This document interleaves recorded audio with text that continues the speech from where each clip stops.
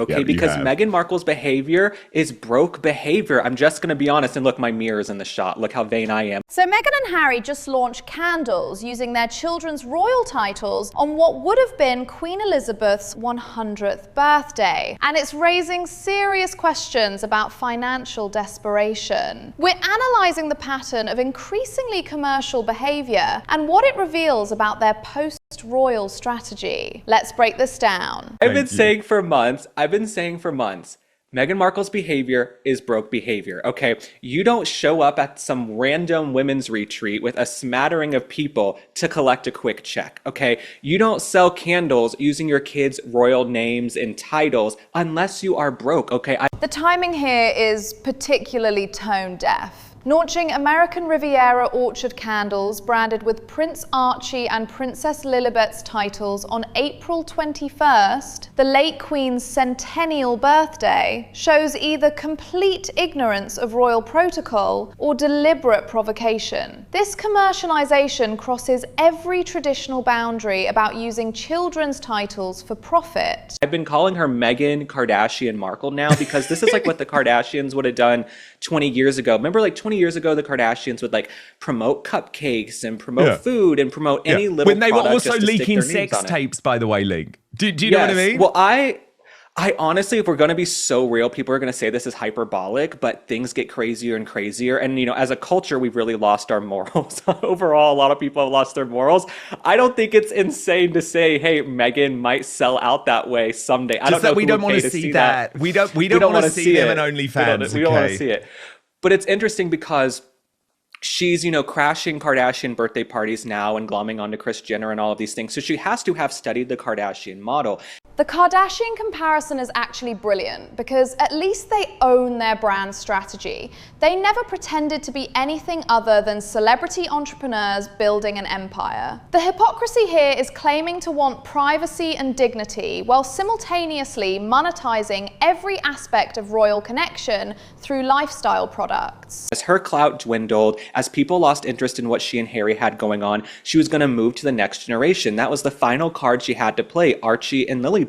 Now what is she doing? She's using their name and likeness and royal titles to sell a candle, and they're not even old enough to consent to being used in that way. You know what I'm saying? This exploitation of minor children's royal status for commercial gain is unprecedented. Archie is 7, Lilibet is 5. They have no understanding of consent or the implications of their names being used to sell luxury candles. Previous royal children were protected from commercialization until they could make informed decisions as adults. I actually respect the Kardashians a little bit more because they've been upfront, like you said, about who they are. They've shown births on television, they've had sex tapes, they've shown divorces, they've shown Bruce turning into Caitlyn. I mean, they have let it all hang out on the Kardashians for 20 years. Meghan Markle, she still tries to play this like, I'm a philanthropist who wants privacy and I'm the most bullied woman on earth, but then you're whoring yourself out every second of the day, excuse my French, but that's what she's doing.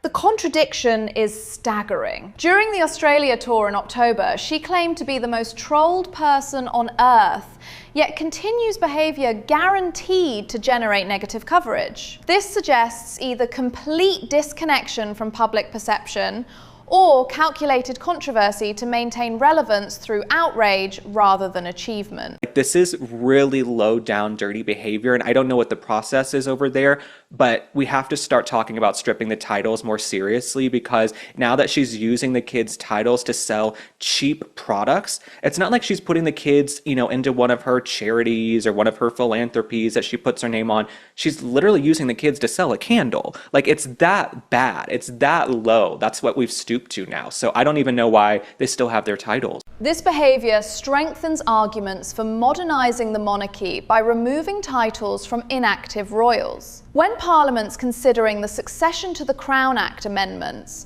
examples like commercializing children's royal sales for candle sales become Exhibit A for why dormant titles need legislative review. You can't have a member of the royal family doing this when they left 6 years ago. This is what really confounds me, right? I'm just a very logical, common sense person living over here talking into my microphone. You guys left the royal family at the beginning of 2020. Now, 6 years later, you're doing a fake wannabe knockoff royal tour. You're still using your titles to dine out. Now you're using the kids' titles. The kids have barely been in the UK. I'm not even sure if Lilibet has been in the UK but one time. I don't even think they know about their relatives over there who are real royalty, but they have no problem using those royal titles when they need to make a quick buck. The April Australia tour was particularly controversial because it mimicked official royal visits without government approval. Australian taxpayers questioned funding security for what was essentially a publicity tour, while local officials confirmed they received no advance notice through proper diplomatic channels, making it appear presumptuous and self-serving. It's just,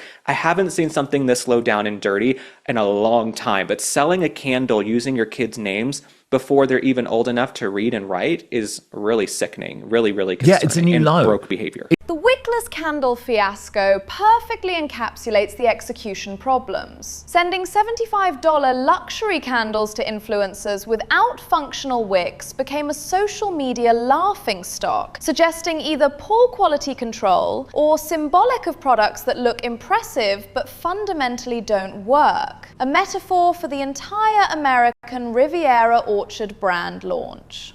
I think when you have such a severe level of narcissism, in my opinion, and I also feel like there's really an emotional instability with Meghan Markle. We always dance around it, but this is someone who just doesn't seem well. She seems to have sociopathic tendencies. Yes. You can see in her face, she doesn't seem happy. She can't keep her story straight. She kind of weaves together these lies.